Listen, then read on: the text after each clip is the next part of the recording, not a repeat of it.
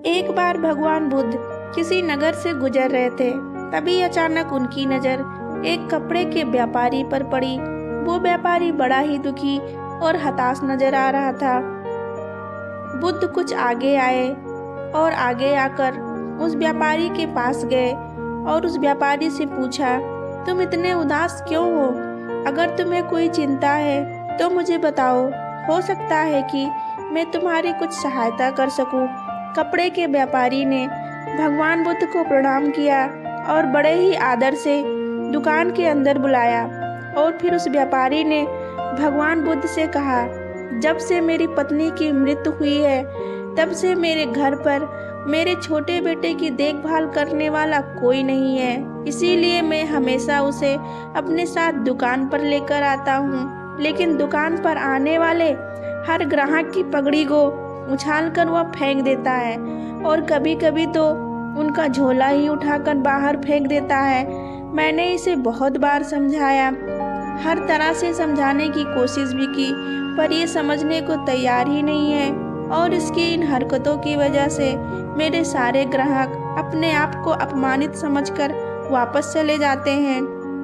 और धीरे धीरे ये स्थिति हो गई है कि अब मेरे पास कोई भी ग्राहक आना ही नहीं चाहता। अब बताइए मैं क्या करूं? बुद्ध बोले, बस इतनी सी बात, इसमें मैं तुम्हारी सहायता कर सकता हूँ, पर तुम्हें मुझे एक वचन देना होगा। मैं जो भी करूँगा और जो भी कहूँगा उसमें तुम दखल अंदाजी नहीं करोगे और ना ही कोई प्रश्न करोगे।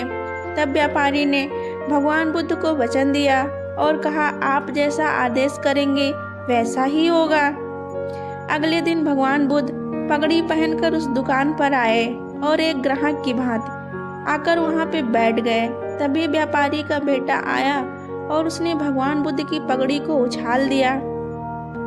भगवान बुद्ध मुस्कुराए और कहा, बहुत अच्छा, अब जाओ और उस पगड़ी को वापस लेकर आओ। वो बच्चा दौड़ कर गया और पगड़ी को वापस लाकर भगवान बुद्ध को दे दिया। अगले दिन भगवान बुद्ध एक लकड़ी और कुल्हाड़ी लेकर आए।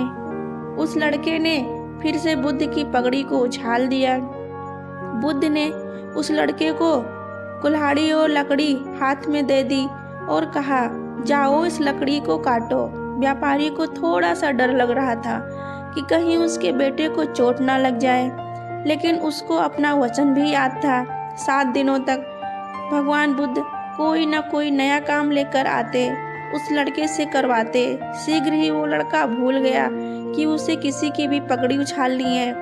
व्यापारी बहुत खुश हुआ। उसने बुद्ध को धन्यवाद कहा।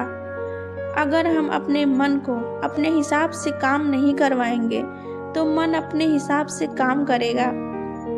भगवान बुद्ध से मिलने से पहले उस लड़के का मन और दिमाग अनियंत्रित रूप से काम कर रहा था, लेकिन भगवान बुद्ध ने उस लड़के को एक दिशा दिखा दी और उससे दूसरे काम करवाए और धीरे धीरे उसकी आदत बन गई और उसका मन समझ गया कि मैं अनियंत्रित होकर अब काम नहीं कर सकता।